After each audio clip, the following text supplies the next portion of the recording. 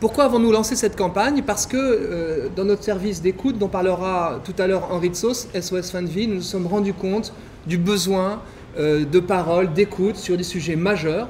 Alliance Vita est concernée par l'aide aux personnes en difficulté autour de la vie, autour de la mort.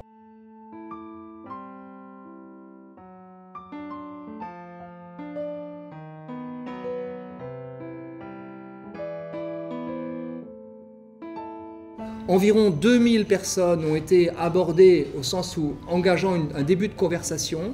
1500 environ ont accepté de poursuivre une conversation assez détaillée sur ce sujet et nous avons recueilli plus de 1000 verbatim. Quand on est confronté à cette finitude, quand l'idée de la mort arrive, ce qui aide à vivre cette idée de la mort, c'est la tendresse.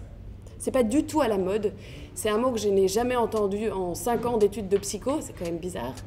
C'est un mot qui est interdit à l'hôpital parce que tout de suite il y a le risque d'être trop proche. Et pourtant, vraiment, il me semble que c'est ce qui aide, la présence tendre.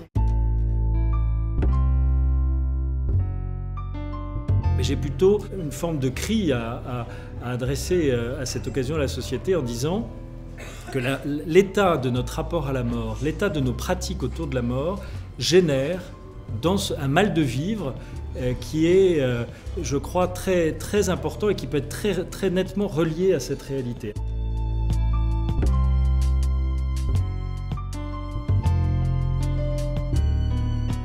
On a besoin d'un dialogue en vérité.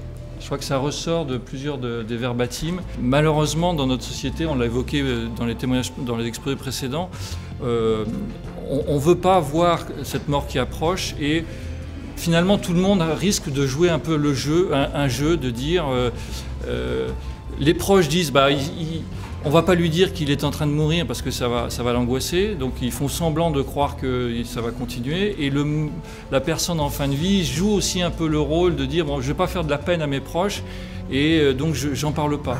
Et tout le monde comme ça joue entre guillemets une sorte de jeu qui n'est pas une vérité. Cette action Parlons la mort, même si elle est culottée, elle a eu un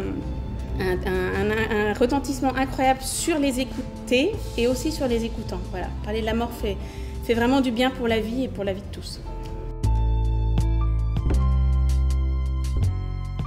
Nous avons voulu aussi finalement vraiment assumer complètement le caractère social de cette campagne. Social parce que finalement ce sont des inconnus qui parlent d'une expérience que nous avons peut-être tous en commun, celle de la mort.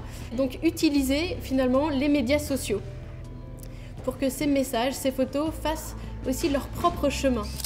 Pour terminer, pour conclure, moi, s'il y avait un mot à retenir, pour moi en tout cas, c'est que la mort est source de fraternité universelle.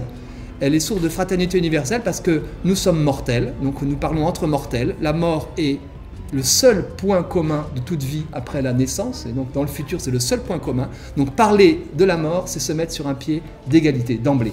Et donc ça transcende tous les clivages de toutes sortes, y compris bien sûr socio-idéologiques, religieux, etc. On est de plein pied dans notre humanité.